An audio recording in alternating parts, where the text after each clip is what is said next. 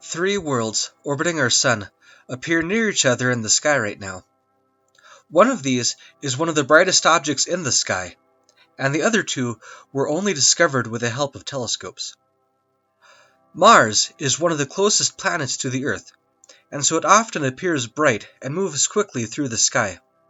Its rusty surface gives it a noticeable red hue, which might be why it has been associated with the gods of war for thousands of years. In ancient Mesopotamia, the planet Mars was known as Nergal or Era, a god of war, pestilence, and disaster. In one story, the god of the underworld, Ereshkigal, sends her son Namtar to attend a banquet with the other gods. When Namtar arrives, all the gods rise in respect, except for Nergal. Ereshkigal was offended by this, and demanded that Nergal present himself to her in the underworld to apologize. When another goddess, Ishtar, had gone into the underworld, she was forced to leave some of her possessions, imbued with her power, at each of several gates. By the time she reached her destination, she was powerless and easily captured. Perhaps Nergal learned something from Ishtar's story. When Nergal descended to confront Ereshkigal, he brought a squadron of demon soldiers. At each gate, instead of leaving some of his power, he left his soldiers. When Nergal came to Ereshkigal, he was in his full power and defeated her in combat, and he took dominion of the underworld for himself. The classical Greek version of Mars was Ares. Ares was another god of war. But Ares was only the god of the brutality of war. Strategy was the domain of Athena. As such, Ares often got into fights, but rarely won.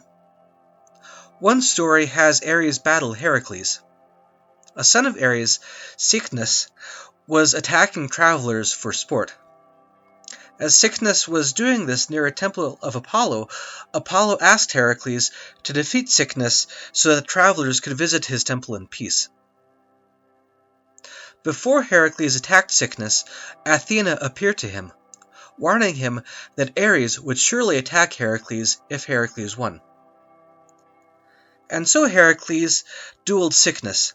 Cycnus' spear was blocked by Heracles' shield, and Heracles' counterstrike slew Cycnus. Scarcely a moment later, enraged Ares threw a spear at Heracles. But the spear was deflected by Athena, who warned Ares not to attack Heracles. But Ares was beyond reason, and charged past Athena to attack Heracles with his sword. But Heracles was on his guard, and saw an opening in Ares' recklessness, and thrust his spear into Ares' leg. Wounded too badly to continue the fight, Ares summoned his children, Phobos and Deimos, to carry him back to Olympus. Near Mars for the moment is the planet Uranus. Uranus was named for one of the primordial beings of the classical Greek stories, one of the first beings to come forth from primordial chaos. Uranus was the sky, and his consort was Gaia, the earth. Gaia bore Uranus many children, but Uranus didn't like children, so he imprisoned them deep within the earth, where they caused Gaia pain. So Gaia asked one of these children, Kronos, to overthrow Uranus. Kronos did so, and took rulership over the cosmos. But Uranus and Gaia prophesied to Kronos that one day he too would be overthrown by his own children. There is another, even more distant world passing through this part of the sky, the dwarf planet Eris. Eris is about the same size as Pluto, and it was Eris' discovery that brought Pluto's classification into question.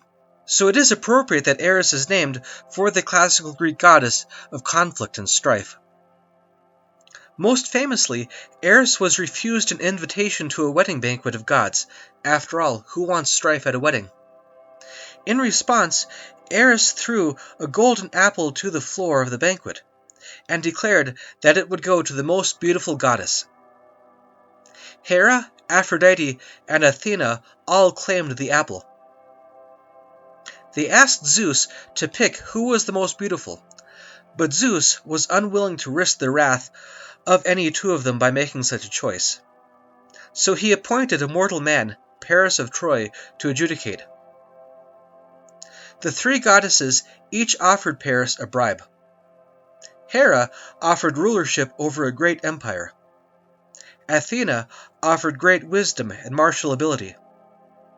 And Aphrodite offered the love of the most beautiful immortal woman of the world, Helen of Sparta. Paris chose Aphrodite. Helen's hand had already been won in competition by Menelaus, and all of the Greek states had signed a treaty to go to war against anyone who stole Helen away. Aphrodite caused Helen to fall in love with Paris and elope with him, triggering the treaty and requiring the Greeks to attack the Trojans. Thus began the Trojan War.